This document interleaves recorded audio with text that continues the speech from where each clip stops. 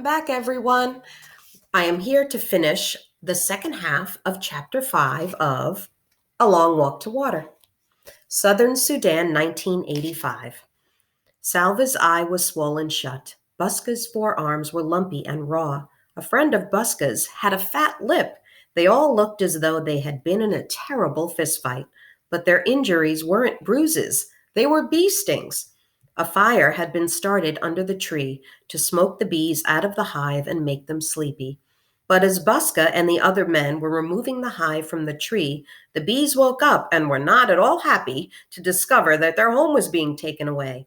They expressed their unhappiness very clearly by buzzing, swarming, and stinging a lot.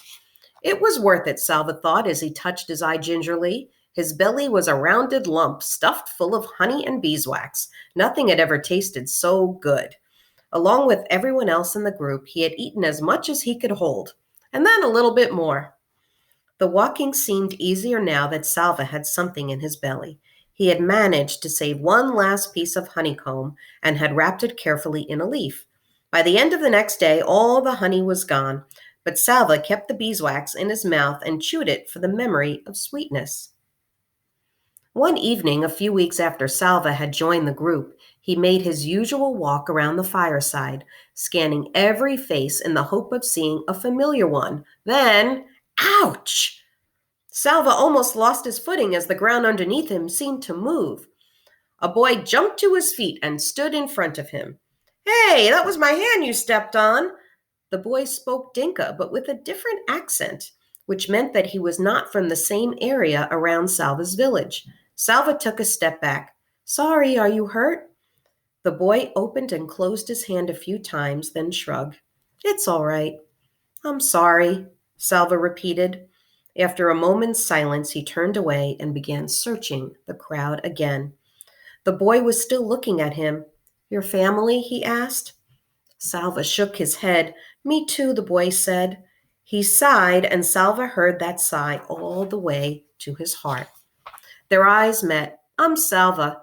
"I'm Mariel." It was good to make a friend. Mariel was the same age as Salva. They were almost the same height. When they walked side by side, their strides were exactly the same length. And the next morning, they began walking together. "Do you know where we're going?" Salva asked. Mariel tilted his head up, put his hand on his brow to shade his eyes from the rising sun. "East," he said. "We are walking into the morning sun." Salva rolled his eyes. "I know we're going east," he said. "Anyone could tell that. But where in the east?" Mariel thought for a moment. "Ethiopia," he said. "East of Sudan is Ethiopia." Salva stopped walking. "Ethiopia? That is another country. We can't walk all the way there." "I can't go to another country," Salva thought. "If I do, my family will never find me." Mariel put his arm around Salva's shoulders. He seemed to know what Salva was thinking, for he said, "It doesn't matter. Don't you know that if we keep walking east, we'll go all the way around the world and come right back here to Sudan, and that's where we'll find our families." And Salva had to laugh at that. More than a month had passed since Salva had run from his school into the bush.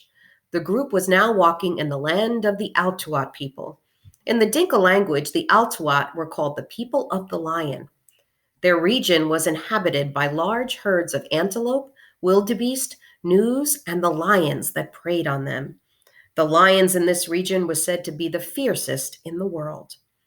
One morning, he woke bleary-eyed after a poor sleep. Salva rubbed his eyes, rose, and stumbled after Mariel as they began walking yet again. "Salva?" It was not Mariel who had spoken. The voice had come from behind them. Salva turned. His mouth fell open in amazement, but he could not speak.